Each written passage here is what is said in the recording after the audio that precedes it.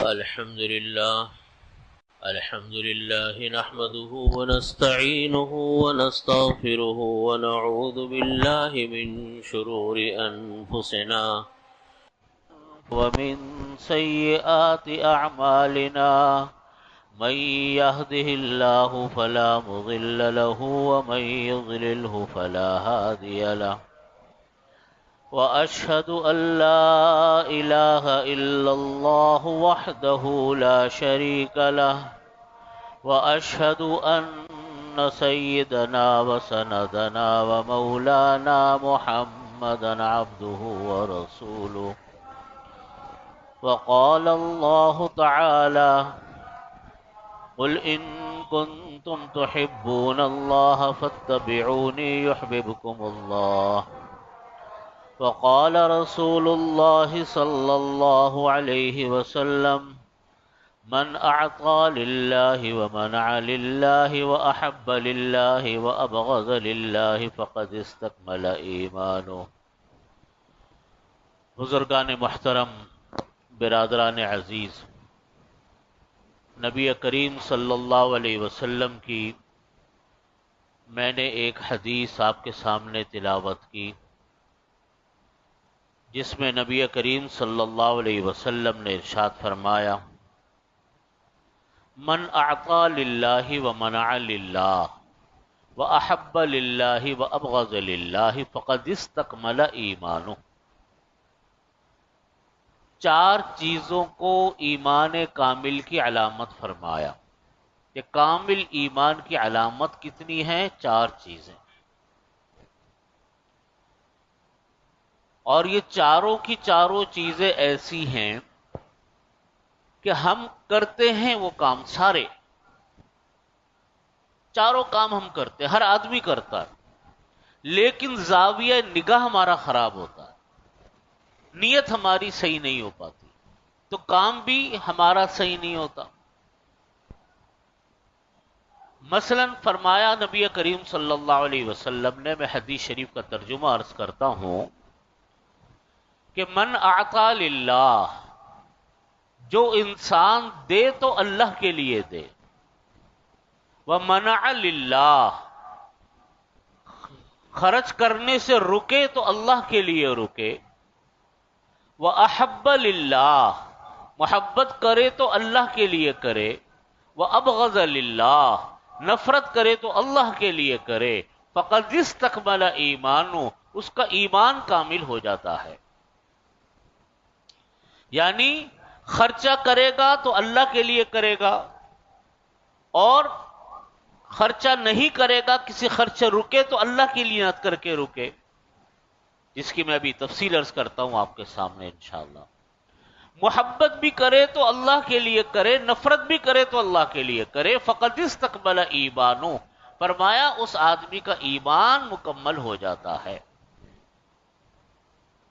یہ چار چیزیں فرمائی نبی کریم صلی اللہ علیہ وسلم نے کہ یہ ایمان کامل کی علامت ہے۔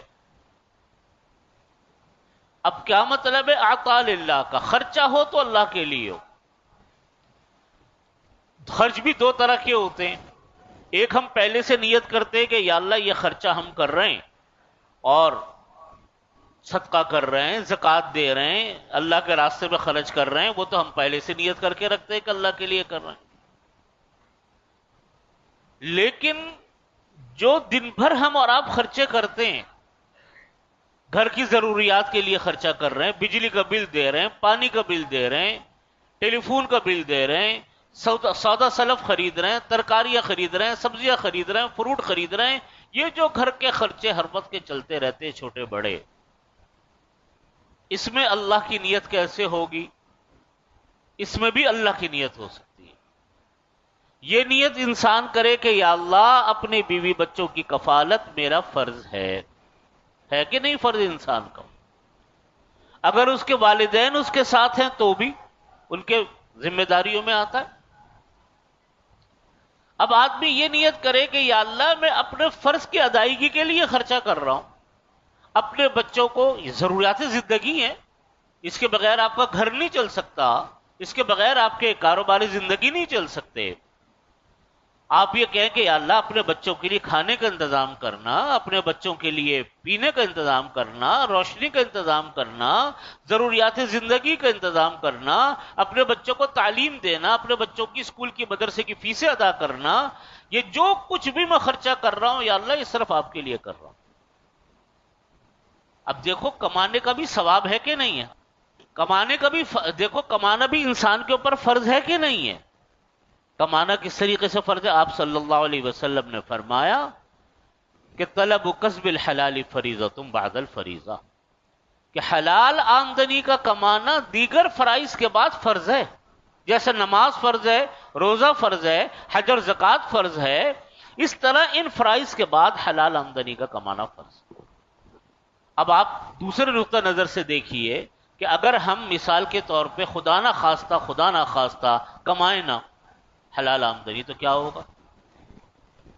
ہاتھ پھیلائیں گے نعوذ باللہ، بھیک مانگے گا کوئی انسان، کسی آدمی کے ساتھ اب سامنے اپنے خواہشات کا اظہار کرے گا، یہ تو سخت ترین گناہ کبیرہ ہے، سخت ترین گناہ کبیرہ ہے۔ اور آپ صلی اللہ علیہ وسلم نے ایسے آدمی کو پسند نہیں فرمایا جو آدمی کام نہ کرتا ہو، مانگتا ہو۔ آپ نے فرمایا جو انسان بلا وجہ کسی کے سامنے ہاتھ پھیلائے بغیر کسی شرعی ضرورت کے، جب وہ اللہ تعالی کے سامنے آئے گا تو اس کے چہرے پہ اس کا چہرہ زخمی ہوگا، زخمی چہرے کے ساتھ آئے گا۔ ایک صحابی نبی کریم صلی اللہ علیہ وسلم کے سامنے بیٹھے ہوئے تھے، آپ صلی اللہ علیہ وسلم نے دیکھا کہ ان کا ہاتھ پہ چھالے پڑے ہوئے، تو نبی کریم صلی اللہ علیہ وسلم نے پوچھا کہ آپ کے ہاتھ پہ کیا ہوا؟ کہا کہ یا رسول اللہ میں دن بھر محنت مزدوری کرتا ہوں، محنت کرتا ہوں، کام کرتا ہوں، تو میرے ہاتھ چھل جاتے۔ آپ صلی اللہ علیہ وسلم نے ان کے ہاتھ کو پکڑ کر اپنے ہونٹوں سے لگا کر اس کو پیار کی، فرمایا کہ جو انسان صبح کو نکلتا ہے حلال رزق کمانے کے لیے اور شام کو وہ تھکا ہارا جب واپس آتا ہے، اللہ اس کے سارے گناہوں کو معاف فرماؤ۔ کوئی معمولی بات تو نہیں ہے۔ کمانا، حلال طریقے سے کمانا، جائز طریقے سے کمانا، یہ کوئی معمولی بات نہیں ہے۔ کمانے کے قابل اللہ نے بنایا، یہ اللہ کی ایک نعمت ہے۔ پھر اللہ نے کام سے لگایا، یہ دوسری نعمت ہے۔ پھر اللہ نے بعض اوقات انسان قابل تو ہوتا ہے لیکن کام کوئی نہیں ملتا۔ کتنے لوگ ہوتے ہیں بیٹھے کے بیٹھے رہ جاتے، کام نہیں مل رہا، کوئی نہ ملازمت کر پاتے نہ تجارت کر پاتے۔ تو اللہ نے کام سے جوڑ دیا، یہ کتنا اللہ کا کرم ہے۔ انسان کو جب کبھی کوئی حلال آمدنی ملے اللہ کا شکر ادا کرے فوراً، یا اللہ آپ کا شکر، آپ کا احسان کہ آپ نے ہمیں عطا فرمایا۔ ناشکری نہیں کرنی چاہیے کہ کم ہے، یہ تو بہت تھوڑے پیسے آئے بھائی، اب کی تو ملا ہی کچھ نہیں۔ جب پوچھو بھائی بڑے حالات خراب ہیں، بڑی تکلیف ہے بھائی، جب پوچھو کبھی کلمہ شکر زبان پہ نہیں آئے گا۔ بھائی بہت حالات خراب ہیں، بڑا کاروبار مندہ ہے، بڑے حالات گرے پڑے ہیں، کچھ نہیں ہو رہا، بالکل ہو، حالانکہ سب کچھ ہو رہا ہے۔ مہنگائی بہت ہو گئی، بل بہت آ گئی، یہ ہو گیا۔ ان سے پوچھو کیا تمہارا کھانا کم ہوا؟ کیا تم نے 2 کے بجائے 1 روٹی کھانی شروع کر دی؟ گوشت کے بجائے کیا دال پکانی شروع کر دی؟ کپڑے کیا عید پر نہیں بنائے؟ کیا سال میں کپڑے نہیں بناتے؟ کیا جوتے نہیں لیتے؟ کیا بچوں کو اسکول سے باہر نکال دیا؟ بھائی جس کو اللہ دے رہا ہے اللہ کا شکر تو ادا کرو پہلے کہ اللہ نے اس قابل بنایا، کمایا۔ تو جب ہم کوئی چیز گھر کے لیے خریدیں، اپنے لیے خریدیں، کپڑا خریدیں، جوتا خریدیں، سبزی ترکاری خریدیں، سینکڑوں گھروں کے خرچے ہوتے ہیں اپنے اور گھر والوں کے، بچوں کے، تو نیت یہ کرو کہ یا اللہ یہ سب کچھ آپ کے لیے کر رہا ہوں، کیونکہ بچے بھی میری ذمہ داری میں، بیوی بھی میری ذمہ داری میں، یا آپ کے اوپر جو ذمہ داری ہر انسان کے اوپر مختلف نوعیت کی ہوتی ہیں، انسان جو اس کے اوپر خرچہ کر رہا ہے، کہنے کو دنیا داری ہے لیکن اس لیے ہی تو کر رہا ہے کہ اللہ نے دیا۔ اب ہمارے معاشرے میں ہم بیویاں، ہماری ذمہ داری ہے نا، ہمارا معاشرہ ہے، اسلامی معاشرہ ہے. بیوی انسان کی ذمہ داری، مرد کی ذمہ داری میں، شوہر کی ذمہ داری میں، بچے شوہر کی ذمہ داری میں. یہ یہ یہ عیسائی معاشرہ ہوتا ہے، غیر مسلم معاشرہ ہوتا ہے، جہاں بیوی اپنا خرچ اٹھاتی ہے، مرد اپنا خرچ اٹھاتا. ابھی میں 2 ہفتے سے میں ملک سے باہر تھا. میں یونان گیا ہوا تھا، گریس اور ادھر یہ پرتگال اور جرمنی، ان سب جگہوں پر بیانات تھے، اجتماعات. پہلے بھی ان ملکوں میں جانے آنے کا اتفاق ہوتا رہتا ہے بہت سارے. ہر وقت جا کر میں یہی سنتا ہوں کہ ہر گھر کا خرچہ میاں بیوی مل کر اٹھاتے ہیں. کوئی گھر آپ کو ایسا نہیں ملے گا الا یہ کہ مسلمان گھر ہو اور اس کے اندر بیویاں کام نہ کرتی ہیں، عورتیں کام نہ کرتی ہیں. ورنہ ہر گھر میں یہ ہے کہ بیوی نے آدھا خرچہ دیا، شوہر نے آدھا خرچہ دیا، بچوں کا، پورے گھر کا. اگر گھر کا خرچہ مثال کے طور پہ 1000 یورو ہے، 1000 پاؤنڈ ہے، تو 500 پاؤنڈ بیوی دے گی، 500 پاؤنڈ شوہر دے گا. کہیں کھانا کھانے جائیں گے تو آدھے پیسے بیوی اپنے پیسے دے گی، شوہر اپنے پیسے دے گا. چائے کافی پینے جائیں گے تو بیوی اپنے پیسے دے گی، شوہر اپنے پیسے دے گا. ہمارا معاشرہ تو یہ نہیں ہے کہ ہمارا معاشرہ یہ ہے.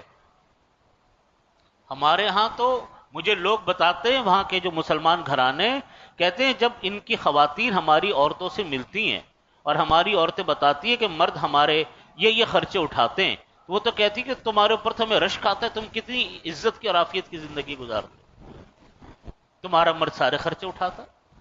عورت کو پابند بنایا کہ اپنے شوہر کی آمدنی میں گزارا کرو، اور مرد کو پابند بنایا کہ تم عورت کا خرچہ اٹھاؤ، بیوی کا خرچہ اٹھاؤ، بچوں کا خرچہ اٹھاؤ. یہ کوئی غیر تھوڑی ہے کہ ایک ٹیبل پر بیٹھے ہوئے کھانا کھا رہے، آج بیوی اپنے پیسے دے رہی ہے، شوہر اپنے پیسے دے رہا ہے. ہمارا معاشرہ یہ کہاں ہے کہ روز مرہ کے خرچے بیوی اپنا دے اور شوہر اپنا دے، وہ اپنا کمائے اور یہ اپنا کمائے. اللہ رب العزت نے اہل و عیال کو، بیوی بچوں کو مرد کے تابع بنایا، مرد کی ذمہ داری لگائی، تم اٹھاؤ ان کا خرچ، محنت پوری کرو، کام پورا کرو، ان کی ذمہ داریاں اٹھاؤ. تو جب مرد اللہ کے حکم کے مطابق اپنی ذمہ داریاں اٹھاتا ہے اور وہ خرچہ کرتا ہے، وہ اللہ کے دین کے حکم کے مطابق اپنی اولاد پر، اپنے بچوں پر خرچہ کر رہا ہے، یہ اعطا للہ، اس نے اللہ کے لیے خرچ کیا، یہ دنیا داری کے لیے خرچ نہیں. شادیوں میں گئے، پیسے دے رہے ہیں، دیتے نہیں دیتے، ایک نیت یہ ہے کہ بھائی اس نے بھی دیا تھا میں بھی دے رہا ہوں، یہ غلط نیت. کبھی یہ نیت نہ کیجیے گا.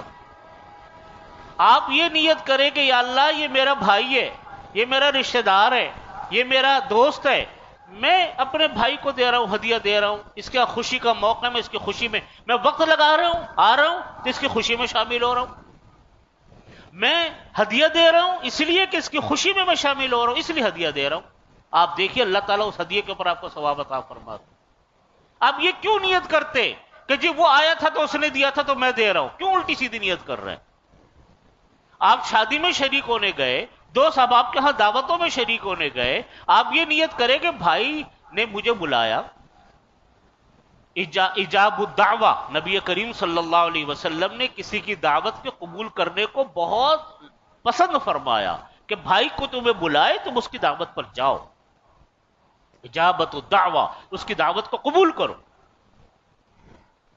چاہے غریب ہو چاہے امیر ہو، چاہے چھوٹا ہو چاہے بڑا ہو، چاہے بالکل نچلے درجے کا ہو چاہے اوپر کے درجے کا ہو، اس کی دعوت میں جاؤ.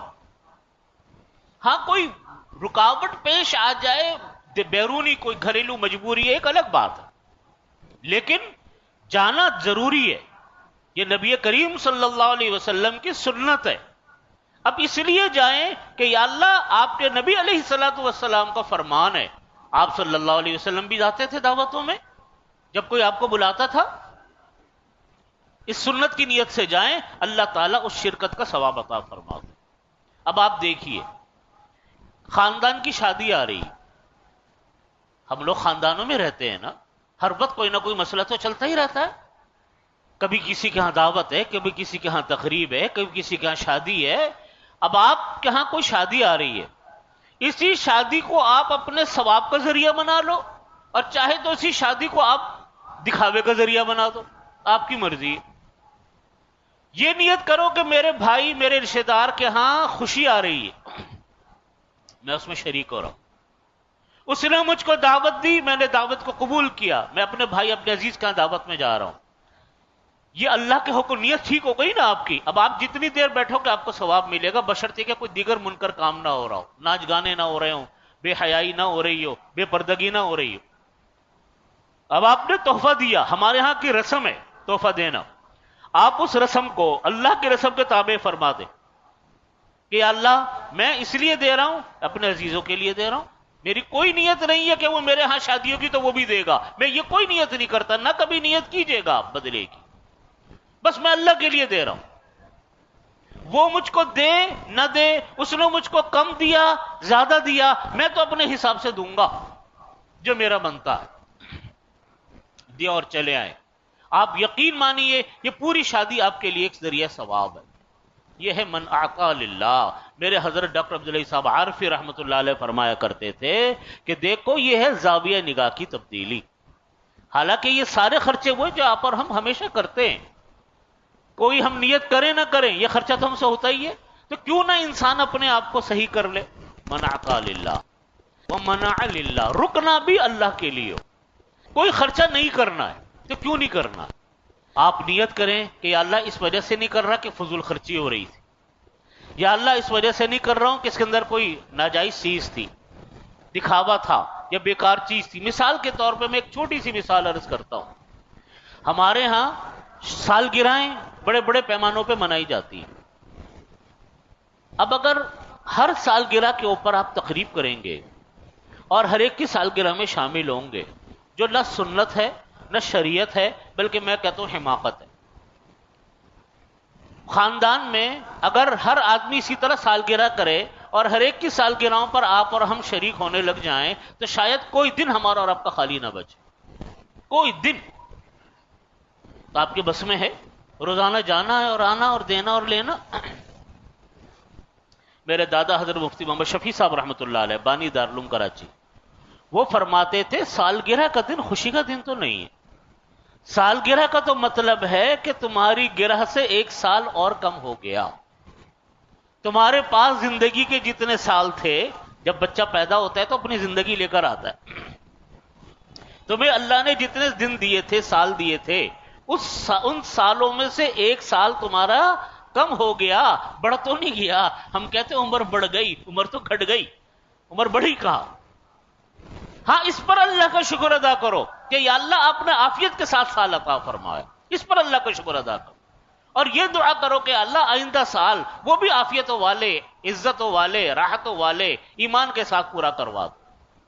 لیکن ہیپی برتھ ڈے کے کارڈ چھپ رہے ہیں، ہیپی برتھ ڈے کے گانے گائے جا رہے ہیں اور کیک کٹ رہے ہیں، یہ ساری غیر مسلموں کی رسومات ہیں.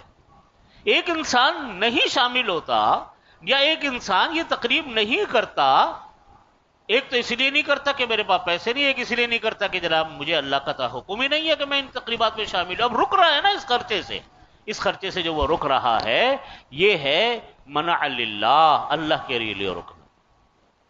کوئی انسان کسی خرچے سے اس لیے رک جاتا ہے کہ بھئی فضول خرچے میں کیوں بلا وجہ پیسے خرچ کروں، اللہ نے فضول خرچی سے منع فرمایا اس لیے رک گیا. کہیں یہ اس لیے رک رہا ہے کہ بھئی دکھاوا ہوگا، کہیں اس لیے رک رہا ہے کہ کیا ہوگا، دکھاوا ہو، دکھاوے سے رک رہا. یہ ہے منع للہ، اللہ کے لیے رکنا. ایک واقعہ سنا کر میں بات بدرا وقت ہو گیا.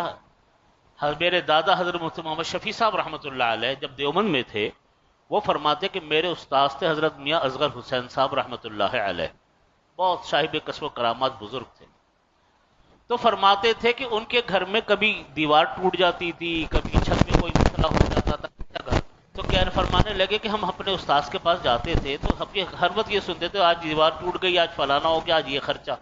تو پھر مفتی صاحب فرمانے لگے کہ میں نے اپنے استاد سے کہا کہ حضرت آپ ایک مرتبہ گھر اپنا پکا کیوں نہیں بنا لیتے، آپ کے پاس گنجائش تو ہے، آپ اپنا پکا گھر بنا لیں. فرمانے لگے، میرا ہاتھ پکڑا میرے استاد نے، کہہ رہا ہو میرے ساتھ. گھر سے باہر لے کر گئے، فرمانے لگے دیکھو پورے محلے کے گھر کچے،